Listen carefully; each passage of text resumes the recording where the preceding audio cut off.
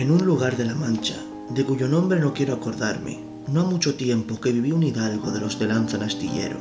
adarga antigua, rocín flaco y galgo corredor. En una olla de algo más vaca que carnero, salpicón las más noches, duelos y quebrantos los sábados, lentejas los viernes, algún palomino de añadidura los domingos, consumían las 3 partes de su hacienda. El resto de ella concluía en sayo de velarte, calzas de velludo para las fiestas, con sus pantuflos de lo mesmo, y los días de entre semana se honraban con su vellorí de lo más fino. Tenía en su casa una ama que pasaba de los 40, y una sobrina que no llegaba a los 20, y un mozo de campo y plaza que así ensillaba el rocín como tomaba la podadera. Frisaba la edad de nuestro hidalgo con los 50 años. Era de complexión recia, seco de carnes, enjuto de rostro, gran madrugador y amigo de la caza. Quieren decir que tenía el sobrenombre de Quijada o Quesada, que en esto hay alguna diferencia en los autores que de este caso escriben, aunque por conjeturas verosímiles se deja entender que se llamaban Quijana. Pero esto importa poco a nuestro cuento, basta que en la narración de él no se salga un punto de la verdad. Es pues de saber que este sobredicho hidalgo, los ratos que estaba ocioso, que eran los más del año,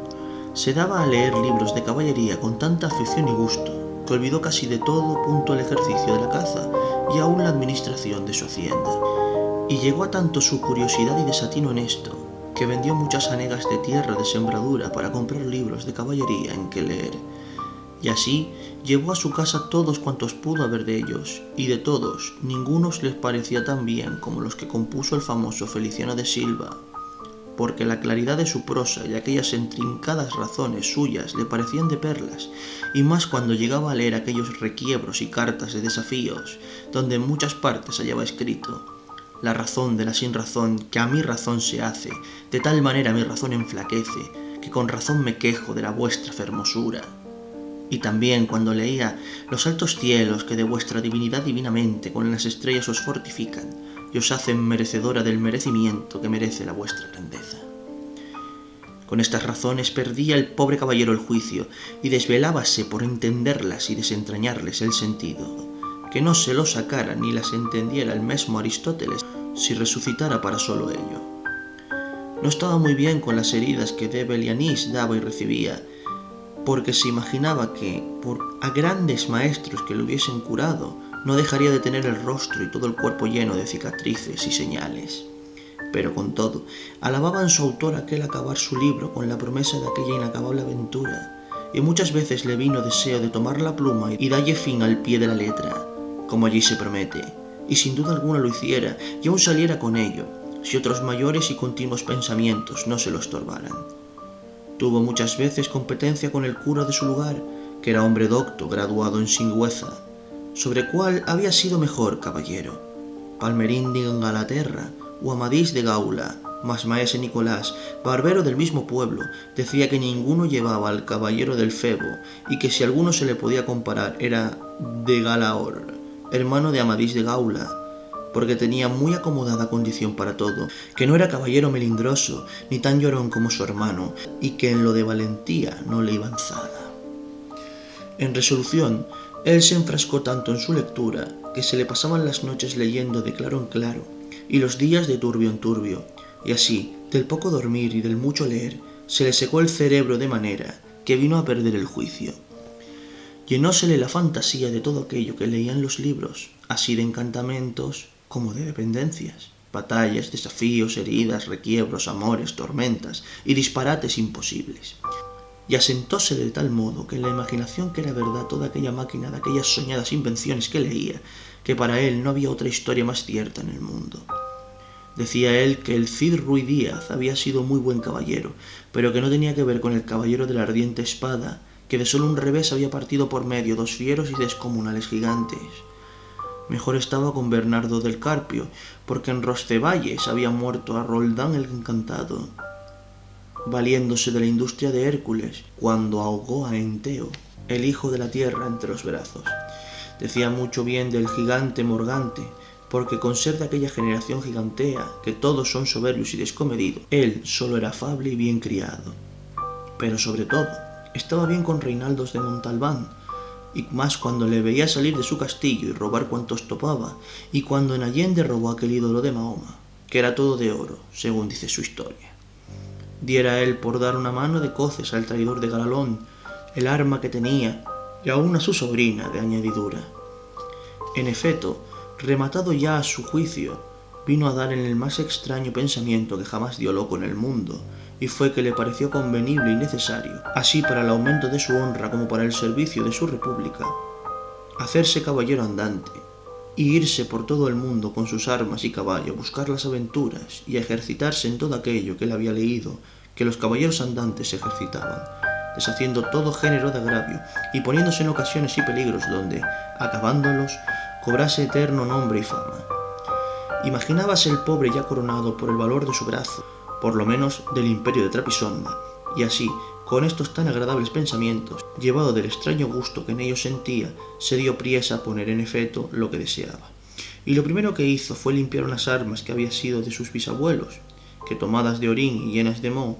luengos siglos sabía que estaban puestas y olvidadas en un rincón. Limpiólas y aderezólas lo mejor que pudo, pero vio que tenían una gran falta, y era que no tenían celada de encaje, sino morrión simple. Mas a esto suplió su industria,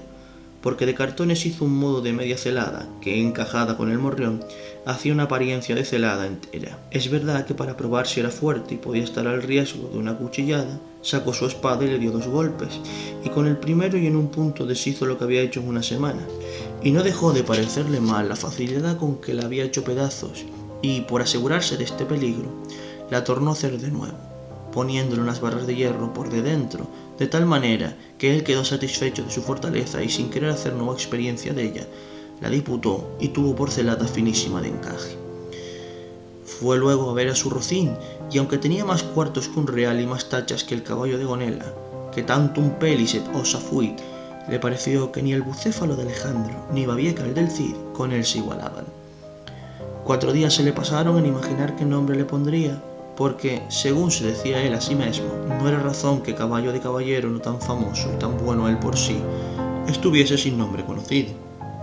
Y ansí procuraba acomodársele de manera que declarase quién había sido antes que fuese de caballero andante, y lo que era entonces, pues estaba muy puesto en razón que, mudando su señor estado, mudase él también el nombre, y le cobrase famoso y destruendo, como convenía a la nueva orden y al nuevo ejercicio que ya profesaba. Y así, después de muchos nombres que formó, borró y quitó, añadió, deshizo y tornó a hacer en su memoria e imaginación, al fin le vino a llamar Rocinante, nombre a su parecer alto, sonoro y significativo de lo que había sido cuando fue rocín, antes de lo que ahora era, que era antes y primero de todos los rocines del mundo. Puesto nombre, y tan a su gusto a su caballo, quiso ponérsele a sí mismo, y en este pensamiento duró otros 8 días, y al cabo se vino a llamar Don Quijote, de donde, como queda dicho, tomaron ocasión los autores de esta tan verdadera historia, que sin duda se debía llamar Quijada y no Quesada, como otros quisieron decir.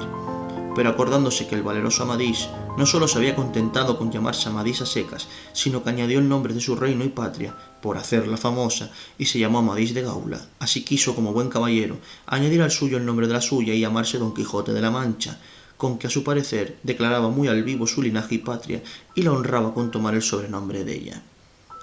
Limpias pues sus armas, hecho del morrión celada, puesto nombre a su rocín y confirmándose a sí mismo, se dio a entender que no le faltaba otra cosa sino buscar una dama de quien enamorarse, porque el caballero andante sin amores era árbol sin hojas y sin fruto y cuerpo sin alma. Decíase él, si yo, por malos de mis pecados o por mi buena suerte, me encuentro por ahí con algún gigante, como de ordinario les acontece a los caballeros andantes, y le derribo de un encuentro o le parto por la mitad del cuerpo, o finalmente le venzo y le rindo, no será bien tener a quien enviarle presentado, y que entre y se hinque de rodillas ante mi dulce señora y diga con voz humilde y rendida, yo, señora, soy el gigante Caraculiambro, señor de la ínsula Maliandrania, a quien venció en singular batalla jamás como se debe alabado caballero Don Quijote de la Mancha, el cual me mandó que me presentase ante la vuestra merced, para que la vuestra grandeza disponga de mí a su talante. Oh, cómo se holgó nuestro buen caballero cuando hubo hecho este discurso, y más cuando halló a quien dar nombre de su dama. Y fue, a lo que se cree, que en un lugar cerca del suyo había una moza labradora, de muy buen parecer, de quien él un tiempo anduvo enamorado, aunque según se entiende, ella jamás lo supo ni se dio cata de ello. llamábase Aldonza Lorenzo, y a ésta le pareció ser bien darle título de señora de sus pensamientos, y buscándole nombre que no se desdijese mucho del suyo y que tirase y se encaminase al de princesa y gran señora, vino a llamarla Dulcinea del Toboso, porque era natural del Toboso, nombre a su parecer músico y peregrino y significativo, como todos los demás que a él y a sus cosas había puesto.